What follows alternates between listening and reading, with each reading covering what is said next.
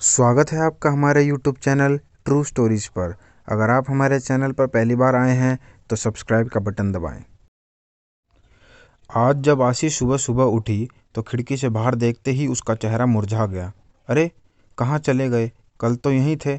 इतने महीनों से रोज़ सुबह दोनों को देखना उसकी आदत सा बन चुका था, और आज जब दोनों अपनी जगह पर नहीं थे तो आशी को कुछ खाली खाली सा लग रहा था।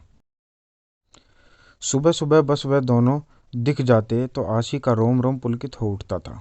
सुभाषित हो उठती थी उसकी सांसें। मन एक अद्भुत खुशी महसूस करने लगता, और सबसे खास बात, इन सब का सकारात्मक प्रभाव पड़ता था उसके मन मस्तिष्क पर, और कलम खुद ब खुद कोई गीत लिखने लगती।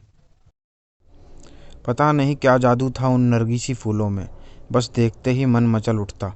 शायद आसिम का प्यार भरा था उनमें।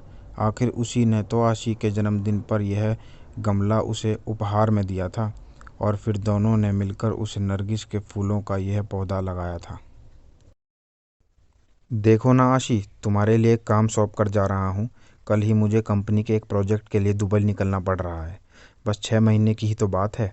फिर आते ही झट मंगनी और पट ब्याह। बस तब तक मेरी यादों को इस पौधे में संजोती रहना। आशी को बातों में उलझाना बड़े अच्छे से आता था। आसिम बेशक चला गया था, लेकिन आशी हर रोज़ बड़े आराम से उस पौधे को सींचती रही। आशी की खुशी का उस वक्त ठिकाना नहीं था जब वह एक रोज़ सुबह उठी और उसने उस पौधे पर 2 फूल खिले हुए देखे, पीले रंग के। दोनों फूल बिल्कुल एक दूसरे से जुड़े हुए थे, आशी और आसिम की तरह। आशी रोज़ उन फूलों को निहारती रहती और आसिम को याद करती।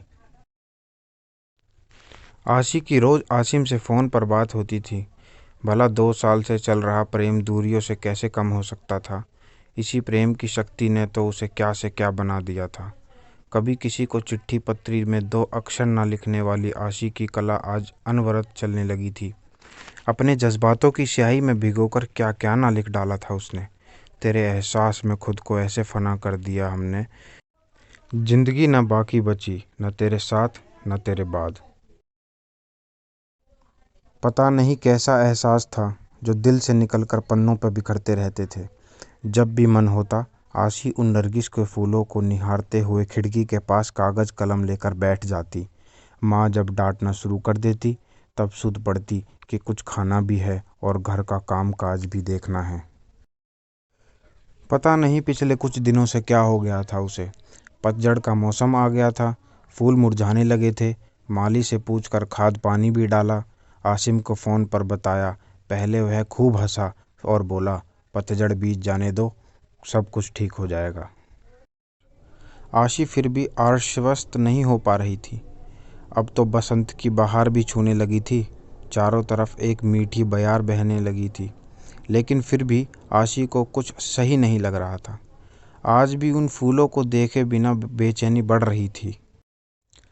आशी कागज़ कलम फेंक कर बाहर आ गई थी और गमले के आसपास चहलकदमी करने लगी।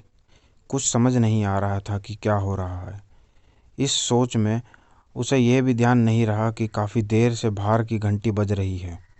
आशी, कहाँ खो गई हो? दरवाजे पर कब से घंटी बज रही है, ध्यान कहाँ है? माँ ने दरवाजे की ओर जाते हुए पूछा। इससे पहले कि आशी संभाल पाती, दरवाजे पर आसिम खड़ा था, मुस्कुराते हुए, हाथों में नरगिसी फूल लिए। ये कहानी आपको कैसी लगी कमेंट करके ज़रूर बताएं। धन्यवाद।